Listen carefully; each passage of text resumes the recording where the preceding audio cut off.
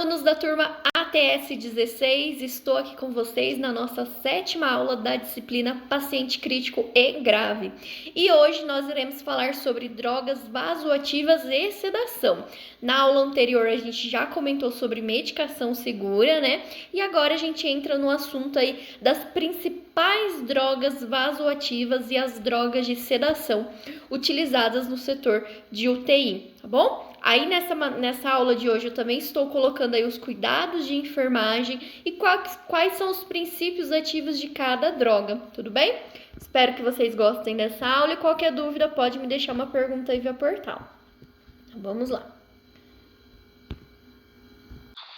O termo droga vasoativa é atribuído a substâncias que apresentam efeitos vasculares periféricos, pulmonares ou cardíacos, sejam eles diretos ou indiretos, atuando em pequenas doses e com respostas dependentes do efeito rápido e curto, através de receptores situados no endotélio vascular. Então, essas drogas, o próprio nome diz, são de alta vigilância, justamente porque afeta todo o nosso sistema periférico pulmonar cardíaco, tá? Eles afetam diretamente esses sistemas, tá bom?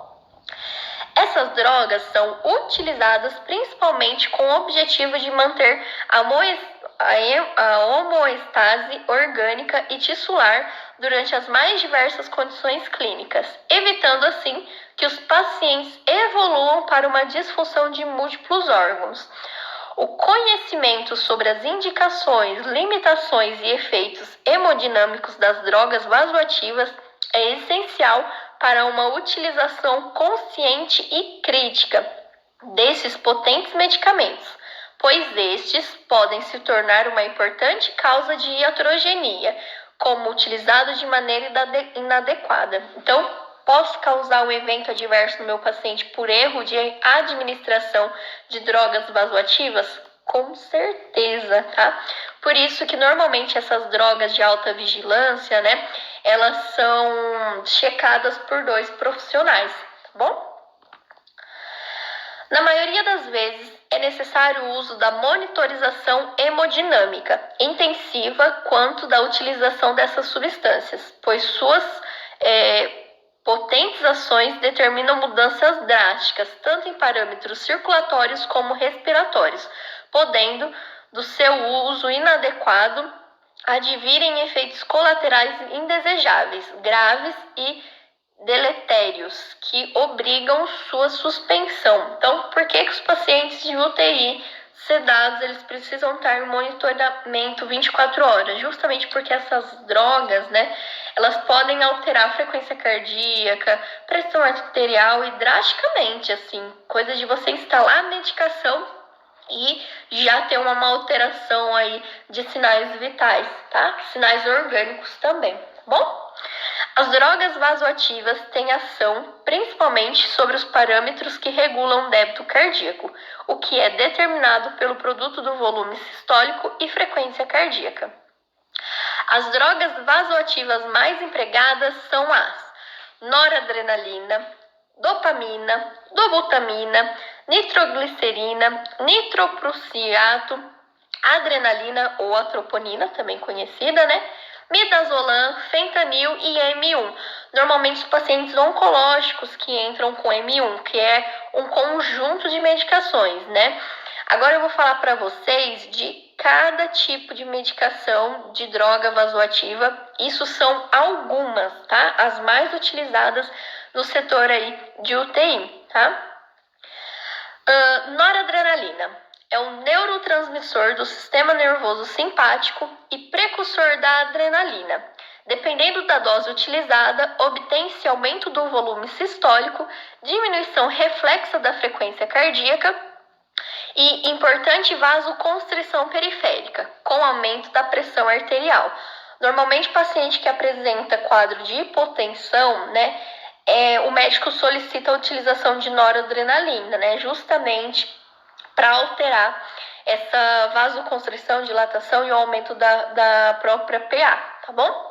A noradrenalina é também um potente vasoconstritor visceral e renal, o que limita a sua utilização clínica. É também vasoconstritora sobre a rede vascular, sistêmica e pulmonar, e deve ser usada com prudência em pacientes com hipotensão pulmonar. Por outro lado, é uma droga de eleição do choque séptico, cuja finalidade é elevar a PA.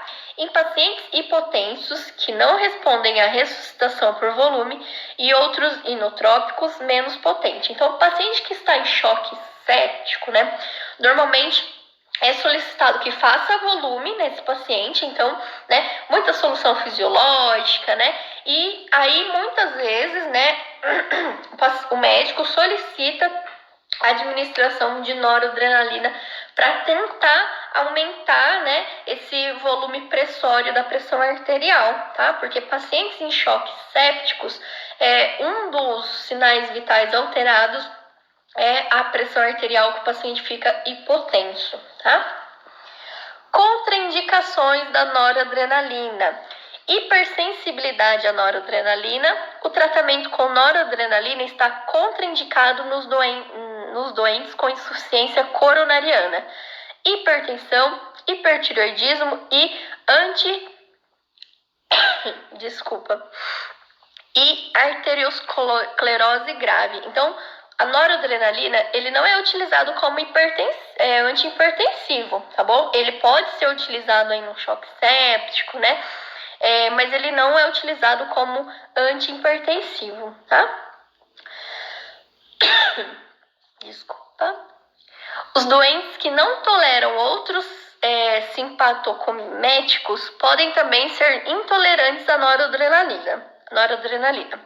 Os doentes que não toleram os sulfitos podem também não tolerar a noradrenalina injetável que contém na sua composição. Isso são componentes de medicação, isso que eu citei, tá bom? Dopamina é o precursor imediato da noradrenalina. Possui inúmeros efeitos, pois estimula todos os tipos de receptores, sendo eles doses dependentes. Em baixas doses, possuem efeito dopaminérgicos predominante, causando aumento do débito cardíaco, diminuição da resistência vascular sistêmica, né, e vasodilatação renal e mesentérica. Então, a noradrenalina tem aí uma das funcionalidades de aumentar a PA, e a dopamina, ela tem aí como uma das suas funções aumentar a frequência, o débito cardíaco, tá bom? Em doses médias, possuem um efeito beta predominante, aumentando o débito cardíaco, a pressão arterial e a diurese. Em doses elevadas, o efeito predominante é o alfa, causando aumento da resistência vascular sistêmica e da pressão arterial e diminuição do fluxo sanguíneo renal. Assim, as indicações principais da dopamina estão relacionadas aos estados de baixo débito de volumia controlada ou aumentada, que é o efeito beta-adrenérgico, né, que a gente costuma chamar. Pelo fato de essa droga vasoativa possuir, em baixas doses, um efeito vasodilatador renal, é também indicada em situações nas quais os parâmetros hemodinâmicos estejam estáveis, porém com oligúria persistente. Mas aí a questão de contraindicação da dopamina, né? Quando ela não deve ser utilizada. A dopamina não deve ser administrada a paciente com feucromicitoma ou com hipersensibilidade aos componentes da fórmula, hipertireoidismo em presença de taquiarritmias não tratada ou de fibrilação ventricular. Então, se o paciente já tem histórico cardíaco de fibrilação, taquicardia, eu não posso utilizar a dopamina, justamente porque vai aumentar o meu débito cardíaco, tá bom? Em pacientes idosos, deve seguir as orientações gerais descritas na bula, porém é recomendável iniciar o tratamento utilizando a dose mínima. Na insuficiência renal, o uso de dopamina deve ser limitado nos pacientes com adequado volume intravascular que não tenham débito urinário adequado após terem recebido diuréticos apropriados. A dopamina deve ser descontinuada se o paciente não responder à terapia. A dopamina é uma droga sintomimética sintética com ação predominante beta-1 agonista. Isso é a questão da fórmula dela, tá bom? A dobutamina apresenta poucos efeitos sobre a frequência cardíaca, aumenta a contrabilidade miocárdica e o índice cardíaco. Dobutamina, né? Desculpa, agora a gente já tá falando sobre ela. A dobutamina, ao contrário da dopamina, ela diminui esse débito cardíaco, tá? Não agindo sobre a resistência vascular periférica. A droga é utilizada para melhorar a função vascular e o desempenho cardíaco em pacientes nos quais a disfunção ventricular acarreta diminuição no volume sistólico e no débito cardíaco, como, por exemplo, choque cardiogênico e insuficiência cardíaca congestiva. O consumo de oxigênio do miocárdio sobre o uso da dobutamina é menor que sobre o uso de outras catecolaminas. Contraindicação. A dobutamina está contraindicada em casos de estenose subaórticas, hipertróficas e idiopáticas. Feucromicitoma, pode ocorrer hipotensão grave, taquiarritmias ou fibrilação ventricular. E em pacientes com hipersensibilidade à dobutamina. Também não deve ser utilizadas em pacientes com cardiomiopatia hipertrófica obstrutiva. Nitroglicerina, né? O nitroglicerina, normalmente, ele está no grupo de drogas vasoativas, né? E está lá no carrinho de emergência, normalmente muito utilizado no momento de uma intercorrência, tá? É indicado para o tratamento de hipotensão perioperatória, para controle de insuficiência cardíaca congestiva, no ajuste do infarto agudo do miocárdio, para tratamento da angina em pacientes que não respondem à nitroglicerina sublingual, né? E beta-bloqueadores para indução de hipotensão intraoperatória. É administrado pelas vias transdérmica, sublingual e intradérmica. Pertence ao grupo dos fármacos anti-anginosos. É contraindicado a hipersensibilidade conhecida à nitroglicerina e a nitroderivados orgânicos, insuficiência circulatória aguda associada com hipotensão e afecções causadas pelo aumento da pressão intracraniana e insuficiência miocárdia devido à obstrução. Nitroprussiato de sódio é um vasodilatador misto com efeitos sobre os territórios arterial e venoso. Age diretamente na musculatura lisa vascular, não apresenta efeito direto sobre as fibras musculares cardíacas, sendo seu incremento no débito cardíaco devido à ação vasodilatadora. O fluxo sanguíneo renal e a taxa de filtração glomerular são mantidos e a secreção de renina pelo organismo é aumentada. Isso é a funcionalidade do nitroprussiato de sódio aí, tá? É contraindicado. No tratamento de hipotensão compensatória, isto é, em paciente com shunts arteriovenoso ou coarctação da aorta, em pacientes com hipersensibilidade ao fármaco ou em demais componentes. Normalmente, pacientes cardíacos, eles não optam a utilização desse fármaco, tá? Adrenalina, essa é muito utilizada em parada cardiorrespiratória, né? Envolve muitas questões aí de fluxos de atividade elétrica do miocárdio, tá bom? É uma catecolamia natural com atividade adrenérgica, tanto como agonista. Ela produz as seguintes respostas vasculares: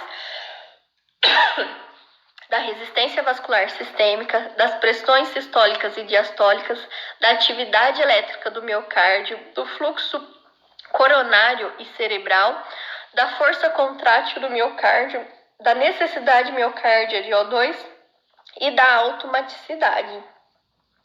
O efeito benéfico primário da epinefrina na parada cardiorrespiratória é a vasoconstrição. que leva à melhora da pressão e perfusão coronariana e cerebral. A epinefrina, também conhecida como adrenalina, produz uma redistribuição favorável do fluxo sanguíneo da periférica para a circulação central durante a parada cardiorrespiratória. Ela é contraindicada em casos de hipotiroidismo, quando existe hipotensão arterial grave, freio como sintoma, que é um possível desenvolvimento de hipertensão grave, e doenças cardiovasculares como a doença isquêmica cardíacas, arritmias ou taquicardias, também é contraindicada em questões de doença vascular oclusiva, tal como arteriosclerose, hipertensão ou aneurisma, insuficiência coronariana, lesão orgânica cerebral, glaucoma de ângulo fechado, também é contraindicada em combinação com medicamento para provocar arritmias graves. A administração de adrenalina está contraindicada durante o parto, durante o último mês de gravidez e no momento do parto, e em situações extremas graves que não existe contraindicação absoluta, tá? Agora falando sobre atropina, O sulfato de atropina é uma droga parasimpaticolítica, que aumenta tanto a automatização do nó sinusal como a condução do átrio, por ação vagolítica direta. No miocárdio doente, a elevação do tônus parasimpático pode precipitar distúrbios de condução ou até a sistolia. A atropina é indicada como terapêutica inicial para os pacientes com bradicardia sintomática, incluindo aqueles com frequência cardíacas dentro da faixa fisiológica, nas quais uma taquicardia sinusal seria mais apropriada. É contraindicado. Seu uso é contraindicado em casos de alergia ao medicamento ou a qualquer componente da formulação. Contraindicado em pacientes com asma, glaucoma ou tendência ao glaucoma. Adesão entre íris e cristalino, Taquicardia, estado de cardiovascular instável em hemorragia aguda, isquemia do miocárdio, enfermidades obstrutivas gastrointestinais, higiênitos urinários, íleo paralítico, atonia intestinal em pacientes geriátricos ou debilitados, colite ulcerativa severa, megacolon tóxico associado a colite ulcerativa e enfermidades hepáticas e renais severas. Agora a gente vai falar sobre midazolam. O midazolam é um agente indutor de sono. Normalmente, junto com o fentanil, o midazolam ele é muito utilizado na questão de sedação, tá? Caracterizado pelo rápido início da ação, breve permanência no organismo, eficaz constante e facilidade possológica. Diminui o tempo necessário para adoecer e prolonga a duração do sono, sem interferir qualitativamente no sono. O midazolam também possui prioridades anticonvulsivantes, ansiolíticas e miorrelaxantes. As reações mais frequentes incluem uma diminuição do volume corrente e da frequência respiratória e apneia. Pacientes que estão em uso de midazolam, nós temos que monitorar muito a questão também de saturação, porque às vezes o sistema nervoso central ele relaxa tanto com midazolam que o paciente ele acaba tendo episódios de apneia, Então a gente tem que monitorar isso, tá bom? É contraindicado o midazolam. Este medicamento não deve ser utilizado por crianças ou por qualquer pessoa com alergia conhecida a benzodiazepínicos ou a qualquer dos componentes da fórmula do produto. Não se deve administrar maleato de midazolam comprimidos a pacientes com miastenia graves, doença grave do fígado, insuficiência respiratória grave ou apneia do sono, Como eu falei para vocês, como tem essa queda do sistema nervoso central, pacientes que têm essas patologias pode ter um grande rebaixamento com o uso de midazolam, tá? Fentanil. O citrato de fentanila, também conhecido como fentanil, é indicado para analgesia de curta duração durante o período anestésico, que é uma pré-medicação, indução ou manutenção, ou quando necessário no período pós-operatório imediato. Uso como componente analgésico de anestesia geral e suplemento de anestesia regional. Administração conjunta com neurolepéticos na pré-medicação, na indução ou como componente de manutenção de anestesia geral e regional. A fentanil, né, ela também pode ser usada no momento da intubação, tá bom? Uso como agente anestésico único com oxigênio em determinados pacientes de alto risco, como submetidos a cirurgias cardíacas ou certos procedimentos neurológicos e ortopédicos difíceis. Administração espinhal no controle da dor pós-operatória, operação de cesariana ou outras cirurgias abdominais. Ela é contraindicada em pacientes com intolerância a qualquer um dos seus componentes ou outros opioides, como morfina, etorfina, enfim, tá? Há questões das medicações vasoativas agora de M1. Como eu falei para vocês, é um conjunto de medicações, né, que envolve aí o diazepam, o meperidina, o clorpronazina e o prometazina. É um conjunto de medicação normalmente utilizada em pacientes oncológicos, né? Normalmente os médicos aí, pacientes que já são identificados como paliativos, os médicos utilizam esse conjunto, né, chamado de M1, para tratamento ou conforto a esses pacientes paliativos, tá?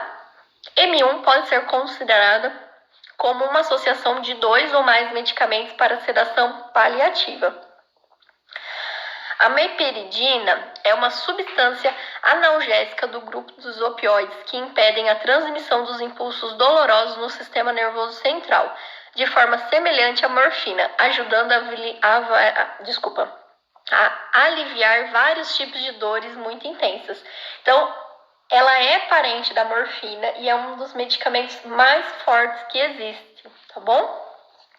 Essa substância também pode ser conhecida como peditina e pode ser comprada com o nome comercial de Demorol, Dolantina, Dolozol. Compradas são as farmácias hospitalares mesmo, tá? Porque pacientes sem receita, eles não conseguem adquirir isso na farmácia comercial, tá? São medicações de dosagem preta, tá? É contraindicado para mulheres grávidas ou em amamentação. Também não deve ser usada por pessoas com alergia à substância, que tenham usado medicamentos inibidores da mão dos últimos 14 dias, com insuficiência respiratória, problemas abdominais agudos, alcoolismo severo, delírios, epilepsia ou depressão do sistema nervoso central. Diazepam está indicado para o alívio sintomático da ansiedade, tensão ou outras queixas associadas assintomáticas ou psicológicas associadas com a síndrome da ansiedade. Pode também ser útil como coadjuvante no tratamento da ansiedade ou agitação associada a desordens psiquiátricas. Então, pacientes com CA, principalmente pacientes com CA cerebral, eles têm uma grande agitação, confusão. Então, essa medicação de diazepam, eles auxiliam na questão de rebaixamento, de relaxamento, de tensão, tá? O diazepam é útil no auxílio de espasmos musculares reflexos devido a traumas locais. Também em crise convulsiva, ele é utilizado o diazepam, tá? Pode ser igualmente usado no tratamento de espasticidade devido à lesão dos interneurônios espinhais e supraespinhais, tal como ocorre na paralisia cerebral e paraplegia, assim como a atenose e na síndrome rígida. Ela é contraindicada, né? Ela não deve ser administrada a pacientes com hipersensibilidades aos benzodiazepínicos ou qualquer recipiente do produto. Glaucoma, né, de ângulo agudo, insuficiência respiratória grave, insuficiência hepática grave e síndrome de apneia do sono, né? O clorpromazina, né, também utilizado no tratamento de distúrbios psicóticos, né, tratamento de controle de náusea e vômito grave em pacientes selecionados, terapêutica alternativa para fármacos de primeira linha de tratamento de curto prazo, tratamento de problemas graves de comportamento em criança, tratamento coadjuvante de tétano e na profilaxia aguda indeterminada. Ela é contraindicada em depressão grave do sistema nervoso central, em estados comatosos, né, em doenças cardiovasculares graves. A relação risco-benefício deve ser avaliada nas seguintes situações: em questão de alcoolismo, angina pectoris, discrácias sanguíneas, glaucoma, disfunção hepática, mal de Parkinson, úlcera, retenção urinária, síndrome de Rey, distúrbios convulsivos e vômitos, tá? Elas devem ser contraindicadas nessas questões, tá? Prometazina. O cloridato de prometazina é indicado no tratamento sintomático de todos os distúrbios incluídos no grupo das relações anafiláticas e alérgicas. Graças às suas atividades antieméticas, é utilizado também para a prevenção de vômito do pós-operatório e das náuseas de viagem. Normalmente, ele está vinculado a esse pacote aí de M1, porque todo o tratamento, né, fornecido a esse paciente paliativo, as medicações, né, questão de tratamento, eles causam muitas náuseas, né? Então, também tem que se colocar aí esse tipo de medicação, tá bom? Pode ser utilizado ainda na pré-anestesia e na potencialização de analgésicos, devido à sua ação sedativa. Cloridato de prometazina é contraindicado para pacientes com hipersensibilidade conhecida ao cloridato de prometazina, algum dos excipientes ou outros derivados fenotiazínicos, ou a qualquer componente da fórmula, por portadores de discracia sanguínea ou com antecedentes de agranulocitose com outros fenitozínicos.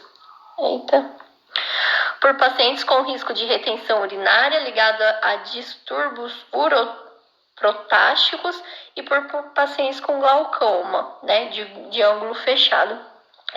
Esse tipo de medicação, ele também está contraindicado a CA de próstata, tá? Então, assim, como eu falei para vocês, esse grupo de medicação normalmente é utilizado, sim, para pacientes oncológicos, né, para pacientes paliativos, mas o médico pode ter a opção de trocar uma medicação ou outra? Pode, né? Pode ser denominado como M1? Talvez, né? Isso varia muito das condições clínicas do paciente, porque não é porque tem todo esse conjunto de medicação que, por um acaso, não pode ser suspenso algum desse grupo, tá bom? Pessoal, espero que vocês tenham gostado dessa aula. Qualquer dúvida, pode me mandar via portal, tá? Lembrando que no final dessa aula nós temos uma atividade complementar.